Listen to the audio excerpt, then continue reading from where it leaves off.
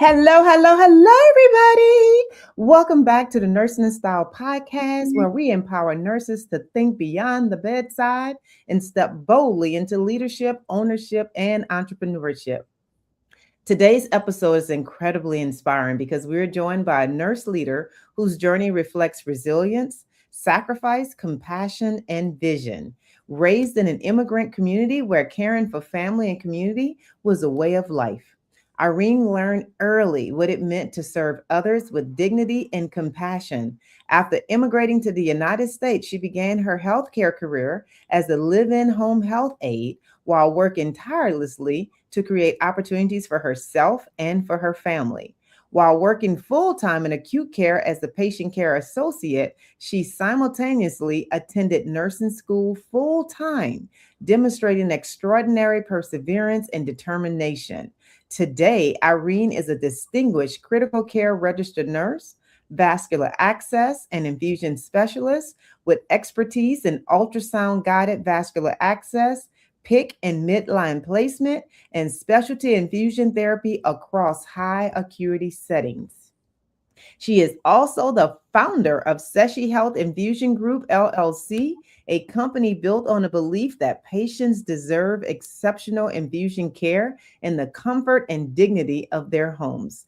Through her leadership principles of precision, healing, and trust, Irene is redefining what patient centered home infusion care looks like.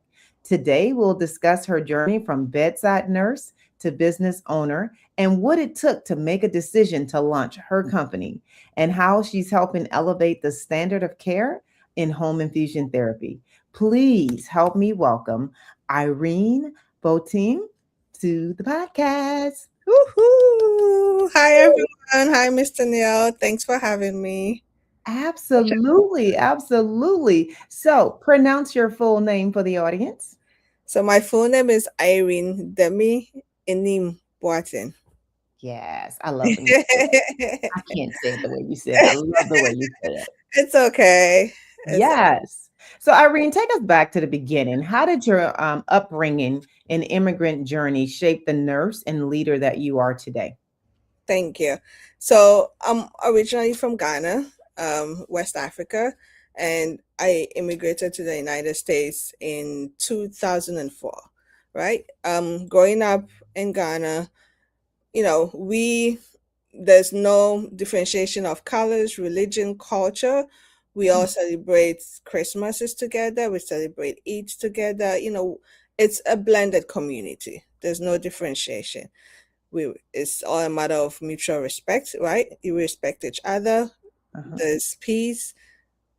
We keep it moving. So that upbringing, that sense of community, um, helped me a lot when I came over here. I'm based in New York. New York, as they say, is the melting pot of the world, right?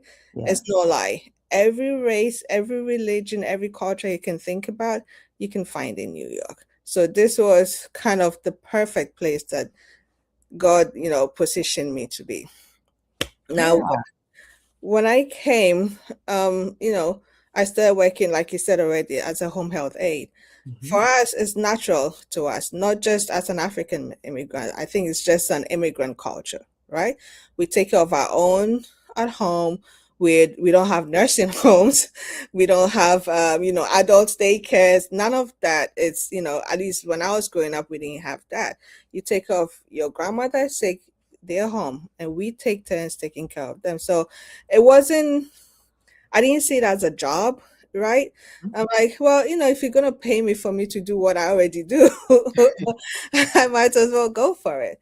So that's when my journey actually started. I started as a home health aide, doing living, taking care of people. I didn't, think anything much about it. I'm doing what I do, which comes naturally, and I'm getting a paycheck for it. So, why not go for it? So I that's what lo- I I did. love it. I want to go back because you mentioned that when you grew up in Ghana, it was kind of a mixture of cultures. There was really no separation, right? You just kind of respect people and we live cohesively together. You came to New York, it's a melting pot, but do you really see that there's a mutual respect of different religious backgrounds, how we perceive things? Well, Was there any true difference, or does it just really feel like a continuation? it didn't feel like a continuation, in the sense that it was different cultures and different religions, right? Mm-hmm. In Ghana, it's primarily Christians and Muslims, Uh-huh. and we have a few, Hindus and a few other like um, local religions. But Mm-hmm. over here, when I came, it was like, oh, it was Christians, Muslims, Hindus, Jews. There's a whole bunch of them that I can think off the top of my head. But Uh-huh. my background kind of prepared me, to understand and accept these new cultures and these new religions that I'm getting to know. So I took Mm-hmm. it upon myself to learn how to provide for them the way their culture, um I don't want to use the word demand, but culturally acceptable. Mm-hmm. you know um Many of the institutions that I've worked with, you do yearly competencies, and I think the topic is cultural competence, Yes. if I'm right. Yeah, Yes. you're required to do that. But then, aside learning it in institution, you should also, your neighbors are all diverse. Uh-huh. So I took it upon myself to learn about other cultures that I didn't know about, so that in providing care, I can be respectful of their cultures and their religion. So that also helped me a lot to, get to where I am today. Good lift up. I love it. I love it that you took it upon yourself to go and get to know others, Mhm. right? And learn about those things so that you don't possibly say or do something that could offend someone just because you don't Yeah, understand or know the culture. So smart absolutely. move. Absolutely. Yeah. So at what point did you realize you wanted more than working solely at the bedside? Oh boy. So, after COVID was a tough situation for everybody, especially in healthcare. During COVID, I was heavily pregnant. I think 7, 8 months pregnant. I never missed a day of work. I never Wow. called out, and I worked night shift. I went to work every day, scheduled. Everything. I show up to work. I managed like, you made it. You came. I'm like, yeah, why wouldn't I? If I'm not sick, why no, just stay home. But Uh-huh. the toll of the whole COVID situation, Uh-huh. it took a toll on everybody, especially healthcare workers, Mhm. the emotional toll, the physical toll, the Mhm. mental toll. It was just a bit too much, like probably I think 2 years after. The nurses that taught me, I was in the ICU at the time, right? Mhm. And I worked with nurses that had been at the bedside 35 years, 37 years, 40 years. These are like legends, right? They Yes. taught me ICU, they taught me bedside. Not everything you see in the book is what you see at the bedside. Mhm. These are people that you grow up to respect, right? Yeah. They all resign. They all retired after COVID. Let me say retired, Yeah. not resigned. They all retired. So that knowledge, that that workforce, that you could tap into, everybody just, there was kind of like a blank space. So Uh-huh. now you see yourself, even though I had been in the ICU for like what, 8 7 8 years at a time, you still look up to them. So when they all retired, there was a gap and you could feel it. So now you have new grads in the ICUs, new people who have no knowledge of critical care in the ICU. And now you have the responsibility of like training them and teaching them things. Mhm. Now, one thing about, I love to teach, I love to learn, right? I'm a Yeah. sponge for learning new things. 'Cause I don't know about you, I don't like to look stupid.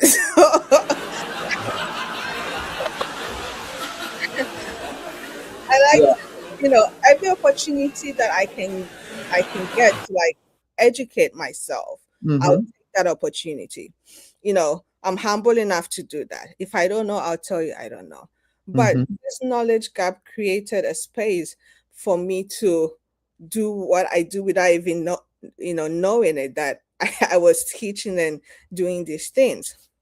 But another thing I learned was not everybody is receptive to what you teach or what Hmm. you're trying to, Flip yes, that. not everybody is receptive to what you're trying to teach them. So it became a little bit of attack for me, right? Mhm, You love doing this, but at the same time, are you doing it the right way? Not people. Some people are receptive, but this is a mhm, whole new generation of nurses that we have. But mhm, and then at the same time, too, I saw myself going through the motions of the day. I come to work, I go through the motions. The patient is alive. The patient is saved. It became a task which I mhm, wasn't enjoying anymore. So I started feeling kind of, something is amiss over here. What else can I do?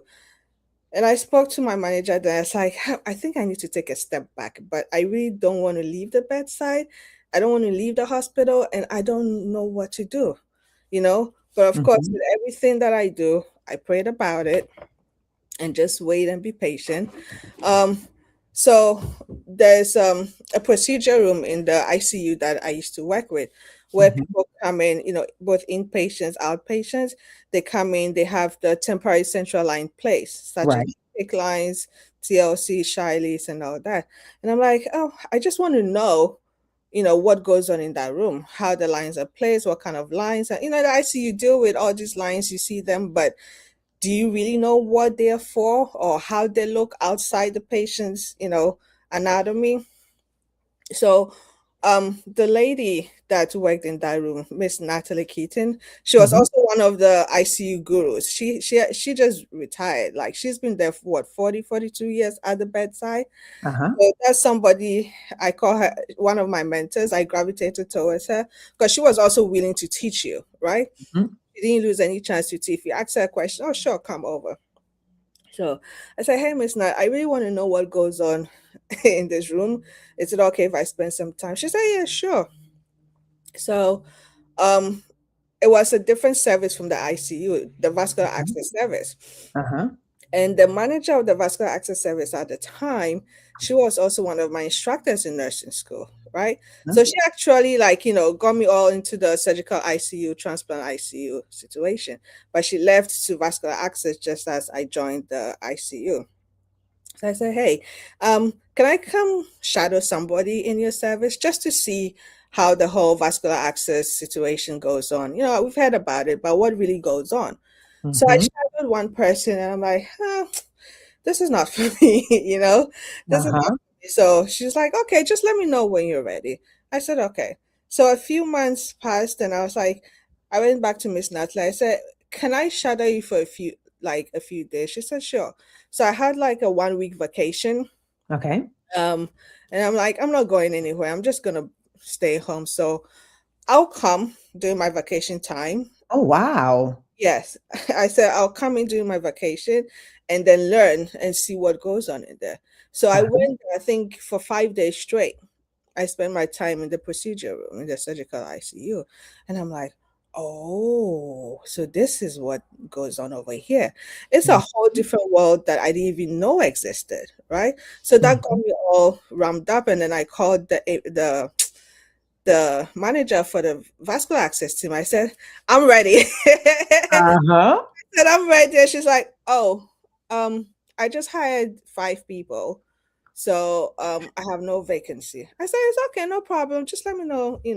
Literally, Mhm. 4 weeks later, she calls me and she's like, "Hey, I had 3 people resign, unexpectedly. Are you still interested?" I said, "Yes, of course, I am." So, the interview was like, over the what, Zoom and all that. And Yeah. I've been with them since then. And it's been such a learning process. It's a whole different world. Infusion Yeah. and vascular access, they're sisters. I was telling somebody this morning, they're Uh-huh.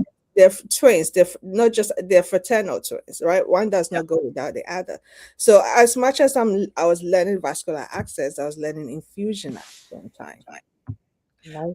I love it for you because you were curious, I right? was You're curious. curious, you was looking for something else and you took initiative to go find it.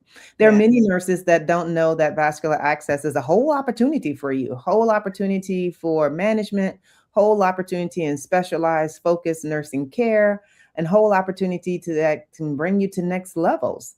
So let's talk more about what was the defining moment when you decided to transition from being a vascular access nurse in addition to becoming an entrepreneur. Defining moment. Yeah. I was just tired. Yeah. I was just tired. You know how, you go through a phase where like everything is just going wrong? Mm-hmm. I was going through that phase. I was going through that phase where I was like, this cannot be it. you know I was like, this cannot be it. Just, I love what I do. Mm-hmm. I love the people that teach me, and every day, but this cannot be it. You start getting uncomfortable when change is about to happen, Uh-huh. right? Uh-huh. I've grown in tuned to that fact about me. When change is about to happen, I start feeling uneasy, I start feeling uncomfortable. But thank God for the spirit of discernment. um I listen to that, right? I Mm. listen to that, and then that kind of guides me. But I was like, I'm tired. Mind you, in as much as I was working vascular access, at the same time, I still worked ICU as a travel nurse. Yeah. So I was doing two full-time jobs at the same time, which was crazy. I know a lot of Uh-huh. nurses do But that. it's nothing. I know a lot of nurses do that, but that's nuts. And then I have a little one at home. She's 5 years old, a little mini Mm-hmm. me, and it was taking time away from her. Right? Mm-hmm. She's growing. She's my miracle, and I'm like, I want Mm-hmm. to spend time with her. And I wasn't getting that, so something's got to give. Something's Mm-hmm. got to give. I was just tired. I was just tired. Oh. And So we got tired and we started looking at what other options. So yes, what gave you the confidence to bet on yourself and move forward with, okay, I'm tired, but I'm going to do something about it. What gave you that confidence? I went to an INS conference. Mhm. Right? I went to INS conference, and everybody that I saw or met had their own infusion company. I'm like, Mm. hold on a second, what's going on over here? Right? And this was my first time. And thankfully, I had met you at the AVA conference a few months before, a year before, and we kind of stayed in touch. But I didn't realize at the time that, you were the director president at the time of INS. I had no idea. Yeah. So at the conference, everybody comes to me like, "Oh, are you an infusion nurse?" I'm like, no, I'm mainly vascular access. Oh, I have my own infusion company, blah blah blah. Literally everyone that you spoke to, I'm Yeah. like, okay. I've spoken to probably 15 people, and they all have their home infusion company. So what am I missing over here, right? Uh-huh. And then With that. uh, I was invited. I was honored to be invited to a dinner by a lady called Miss Danielle Jenkins, where I was privileged to meet some powerful ladies, right? Mhm. Mentorship is so important. It is. I met these ladies, and they all spoke about what they were doing and what they had done, and I'm like, I can totally do this, but with the right guidance, right? I can Yeah. totally do this.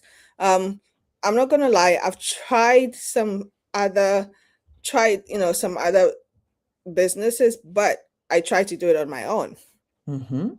So this time around, I was so sure. And also, I guess because of the fact that I had gone to conferences, and I knew that this I'm enjoying this, right? Mhm. I'm loving doing this. So Mhm. let me do it the right way. Mhm. Let me do it the right way. But me going to one of the INS conferences gave me that leap of faith. And I knew that, yes, this is totally possible for me to do. I love it. So putting yourselves in the right rooms, going to conferences, getting involved at the next level is what really helped to immerse you and put you around a different level of thinkers. When you get around people who are thinking at a different level, naturally, you're going Yeah. to start thinking differently. You've seen all of Absolutely. these nurses that started their own business. You're like, wait, what am I missing? Yep. Oh, why haven't I done that? I'm just as smart. I can do this, right? It Mhm. takes being Yep. in those types of rooms. But if you're constantly around everybody doing the exact same things, you're going to keep doing the exact same things. Yeah. So I'm proud of you for elevating. I'm proud of you for being a part of associations. So if you're a critical care nurse out there, join the Critical Care Nursing Association. You're an Yep. infusion nurse, join the Infusion Nursing Association. You're a vascular nurse, join the Vascular Associations. Get involved, take yourselves to the next level. Clip that. Yeah. All right. So your story deeply reflects cultural values around caring for family and community, the way that your company is going to influence the community that you serve. Let's talk about bringing vascular access, what you do, because doing vascular access, ultrasound guided PIVs, all of this is like your language, your normal, Mm. right? We think about these patients that are difficult intravenous access and they're in the home environment. They have to get this IV in so they can get their IVIG, et cetera. And a lot of home health agencies struggle. A lot of different companies struggle with successful IV placements. Talk to me about what Seshi Health Infusion Group expertise is going to bring into the home environments to make it better for your patients. So, one thing I'm very particular about in hiring my nurses is, um, I know people don't think much about certification, Mm-hmm. but certification shows not necessarily shows your expertise, but gives you some knowledge and a badge or confidence that, hey, this person really knows what they're doing, right? Mm-hmm. Certification wasn't a big issue a few years ago, but now it's become the standard. Most of the nurses that I hire have been working for years as home infusion nurses, oncology nurses, ICU nurses. So I'm very, very particular about the nurses that I hire, because you're going into people's homes, you're going into their sacred spaces, right? You have to make sure you're sending the right person into the right home. Yes. So we like my motto says, precision, healing, and trust. I'm very precise about who I'm bringing into your home, right? Because we are coming to help with your healing process. Uh, in that aspect that we're doing all that, we want to earn your trust at the same time, Mm-hmm. right? All right. And so Seshi Health Infusion Group, where are you servicing clients? At the moment, we are really based in New York, but we service New York, New Jersey, Connecticut, and most of the 15 states of the United States. If I love it. Yeah, I love it. So, if you're a nurse that have ever considered home infusion nursing, a lot of people know home health nursing. They yes, don't know the beauty of home infusion nurses. yes, Nurses that go in the home with a focus on administering any type of IV therapy, whether it be biologics, antibiotics, TPN, and IVIGs, yeah, a whole gamut of different drugs that focuses on chronic illnesses, people who will be suffering with these illnesses all their lives. And having home infusion services gives them an opportunity to continue their lives, mm-hmm, right? And get their therapy at times that works well for them. A lot of these people are still working, still having functional lives, but have to have these life saving medicines. So I love that your company, Session Health Infusion Group in New York, is being able to assist by providing the best nurses in the home that can absolutely. do ultrasound guided IV placements, increasing chances for success, and have the knowledge base that is needed to manage these patients. So kudos to you, Seshi Health Infusion Group, and your entire team. So what would you say to nurses who feel called to entrepreneurship, but they are afraid to start? So just before I answer that question, we don't just go to people's homes. We also provide nurses for infusion suites, for centers. We All also right. for clinics, rheumatology clinics, hospitals. So it's not just the home, but we provide nurses for all, healthcare entities. Now, Very good. So, a full healthcare staffing yes, company that provides services to hospitals, ambulatory infusion centers. You hear her. This is yeah, a call out. If you are running short on nurses, nurses call out, nurses go on vacation, that can wreck an ambulatory infusion center. Your yep, company is an opportunity to contract with you and be able to provide reputable nurses that have the skill set in those settings. So, outstanding hospitals in New York.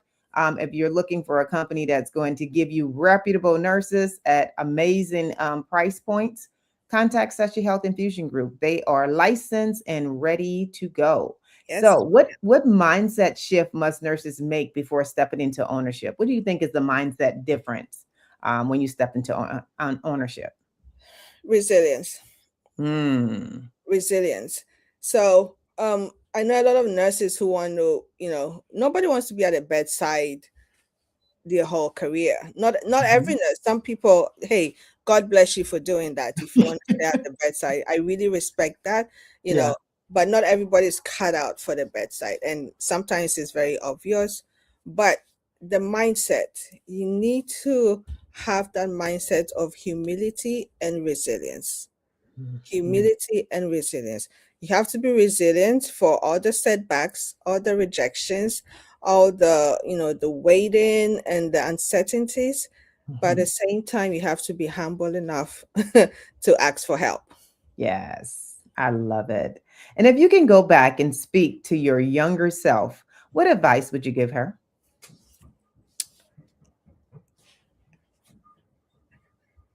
That took me for a moment. If I could go back to a younger version of myself, Mhm. I'll tell her, trust the process.